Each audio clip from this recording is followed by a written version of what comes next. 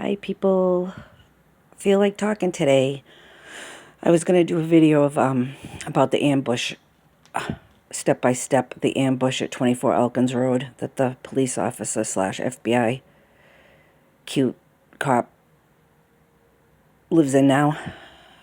But that's a long story. I have to process it in my brain step by step because if I ramble on about something and then it doesn't make sense, and I'm thinking that people know what I'm talking about, but they probably don't.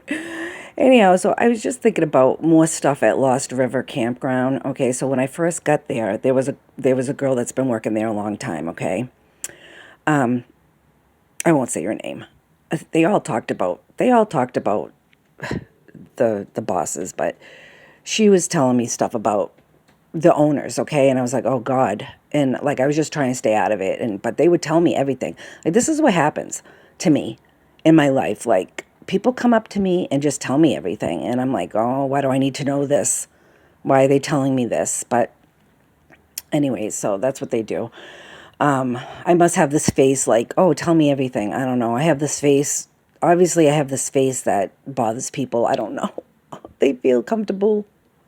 Anyhow, this girl was telling me all the stuff about the owners, okay? And I was like, oh my God. And then she, I don't know, she was like, oh, give me your email. I can send you something to get help for housing, whatever. And then I started getting all this spam stuff on my emails, and I'm like, oh, was that, is she doing something? I don't know, but so I kind of told her a few things, but she, where was I going with that? Oh, she showed up, like she would show up where I was, like so. One day I go into Wayne's supermarket, and there she is, and she's asking me questions. She's like, oh, blah blah blah. Lisa left, and did she screw up your paycheck? And she did it to another person, and I don't know, trying to get information. Then I'm at the supermarket, and the other stalker, Bruce, was there, and she comes out of the supermarket, and I'm like, yeah, I literally, legitimately have a case against them for an employment case. Like literally, if I could literally get help in this state, I would literally have a case against them for what they did. Okay. So I told him I should sue them. I told her that. I don't care. Like, what do I care? I don't care telling her anything. I hope she goes back and tells John. So, anyways, he was verbally abusive to her, like really bad. And she just like took it. It took it. Okay. And then the other lady that worked there, she was just like, she's like, just do your job and just don't pay attention to them. Don't pay attention to them. And even the head girl there, Ruth. I'm saying it all. I don't care. All right, because they make me be the scapegoat, but yeah, everybody else can say whatever they friggin' want. So I'm in the back room and I'm talking to the lady Ruth, not to get Ruth in trouble, but I'm talking to Lady Ruth, and she's nice. Sometimes she was a little strange, but she used to give me food. But anyways, so I was telling her, oh my God, I'm like, John's flipping out. You know what he reminds me of? Okay, this guy, John, it was a biker. He's probably in biker gangs. I don't fucking know.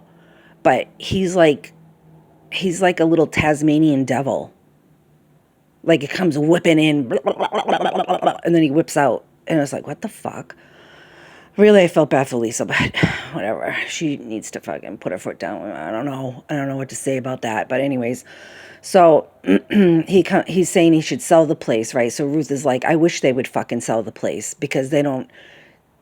I don't know. She just said, I wish they would fucking sell the place because I don't know. They're not right for this place or something, right? So they're all telling me this stuff, and I'm like, oh my God, I'm in another one of these situations. Lord, do you just put me places where I need to expose stuff? Is that my job? I don't want that job anymore. Because that's what it feels like. Like I go into places, people tell me everything, and then it gets exposed, but then I'm the one that gets in trouble. Nobody else gets in trouble. I'm just the one that gets in trouble, but they're telling me everything. Oh my God. So anyway, she would show up. She showed up, which I thought was really strange. She showed up at Wayne's, and then she showed up at Price Chopper. And she was probably just trying to go and get information, bring back to John. But she was the one that was telling me everything about them. And, you know, they're hardworking people, but they treat their freaking employees like shit. Like, literally, he was like verbally abusing this girl, okay? And like, I don't know. And then I find out, then I did some research and I'm like, and they're like, oh, we owned one of the biggest real estate, or whatever they said.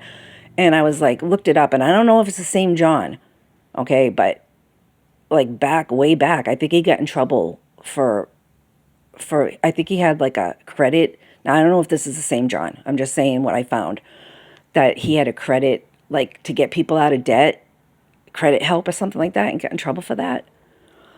I don't know. So, anyways, that girl, I forget her name, but anyway, she was working there. She's working there a long time, and she was telling me everything. They were all telling me everything, but yet I'm the one that gets treated like shit, and I'm the one that's like, so.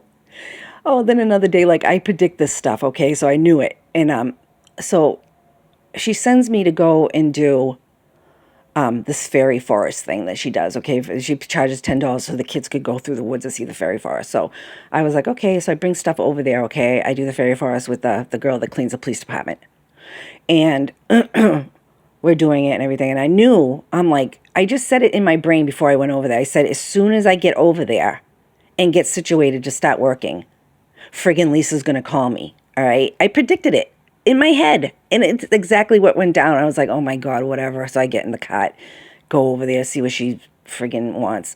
And so I had left some stuff out in the woods, right? But the woman, Estelle, that works, was like, don't worry about it, you know? She's like, well, I'll pick it up or whatever. So I got in trouble for that. She's like, did you know that you left a whole box of stuff? It's just junk. Anyways, it was just junk stuff that she had. It wasn't even really that nice. And she's like, did you know that you left a box of stuff out in the woods?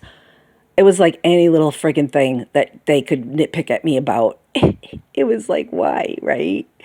Then they were like always, like one time I was like eating my salad, okay? And I'm at the desk and I'm eating my salad and I have 3 women staring at me eating my salad. And it happened at Deer Park too. Like they were all staring at me eating my salad. And I'm like, what the fuck is going on? I'm like, I was like, this is weird. Like, what is going on? Anyhow, that I just thought about that. There was so much more. I mean, I could go on and on about the stuff that happened at the workplaces. So I think a lot of it was set up that way, like pull me in and then just do weird things to me for $14 an hour. And I cleaned the crap out of their cabins for them, and I did a really, really good job. And then she's trying to get me to be in cleaning, just like the village. Like she's like, oh, will you help Estelle? And I'm like, I don't mind helping Estelle. And she gets behind, but I'm like, I need more than $14 an hour if I'm going to do cleaning. And she's like, oh, you're so good at it. But she just blew it off. And it was just like any little thing. Like, dude, it's mental illness. It definitely is mental illness. Like, I get pulled into these places, all right? They have people working there that have mental issues. And then I'm the one that gets abused for it. But I can't file lawsuits against these people because I can't find legal help in New Hampshire. It's a joke.